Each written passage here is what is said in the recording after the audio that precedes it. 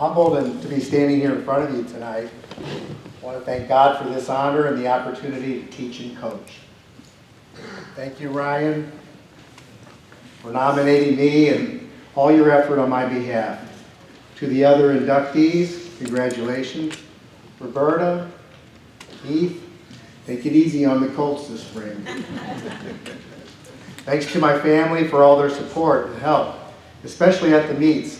It's not hard to find at least 3 or 4 Warrens at a track meet. I want to thank my athletes. Your enthusiasm and hard work are inspiring. The bond we share will always be a special place. I tried to enrich your lives, but I think the reverse is happening. I've worked with some great and outstanding assistant coaches over the years. To my current staff, Gene Ball, Brian Guilfoyle, Todd Beffa, and David Jafari. To those that were listed on the intro, and to many more, I say thank you. These guys are responsible for so much of the success at Parkway Central. Coach Ball and I have teamed up for 15 seasons, and I consider him one of the finest jump coaches in the state. But if you ever get the chance to coach with your own kid, that's a blessing all to itself. Thank you, Matthew. What fun and special time we had and continue to have and share as we compete against one another. I remember your first track meet. I had to judge the 4x100. It was one of the worst oh-nos in my coaching career, as your team was out of the zone and I had to disqualify my own son in his very first high school race. How ironic that now you're the head coach at Lafayette, the site of that first track meet. A very, very special thank you goes to one person. This person is not on the payroll, does not have the title of coach, but has contributed more to me and my teams than anyone associated with our program.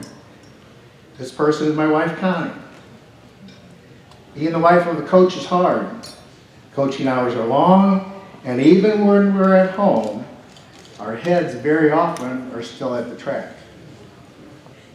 Connie has always supported and counseled me whenever my competitive spirit starts to cloud my vision. I have an issue to deal with. I go to my expert.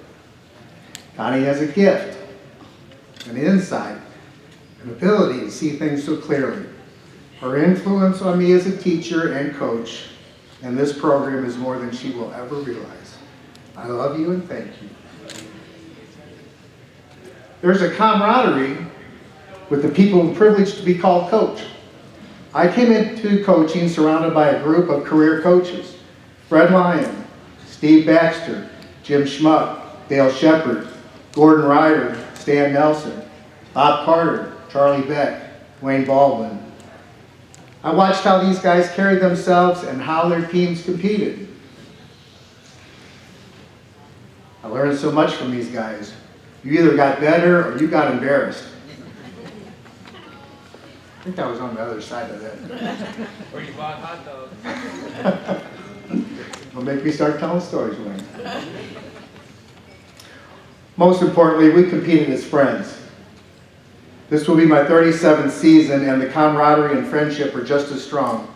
I'm honored to be included with this class of inductees and love the fact that we all answer with pride to the title of coach. We have lots of meets at Parkway Central. We host an invitational in the fall and spring and usually have a conference, district, or sectional. I want to thank the core of loyal people that have worked our meets. Most in that crew have been together for 25 years or more. The dedication and teamwork they have is a tremendous factor in the success of those meets. I want to thank our principals and ADs, Don Rothermick, Mike Roth, and Mike Gahn for supporting our effort in making these events so successful. I've always thought this was a very humbling sport. Looking into this room, I have memories of my teams getting spanked by many of you sitting right out there.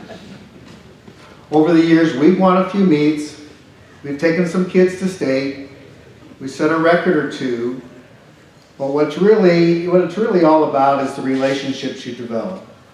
When I'm out somewhere, it's rare not to run into one of my students or athletes. The meetings are always warm and heartfelt. I ran for Coach Bill Zimmerman at Melville. I thought he was one of the finest men I've ever known. The relationship we had made the tough workouts just a little easier. Coach Z sponsored the Fellowship of Christian Athletes at our school. He invited me to one of the meetings. I agreed, which led to me joining FCA. That summer, I attended the FCA conference at Colorado State. I found Jesus at that conference, and my life changed.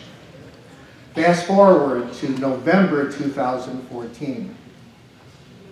I received a letter from a former athlete.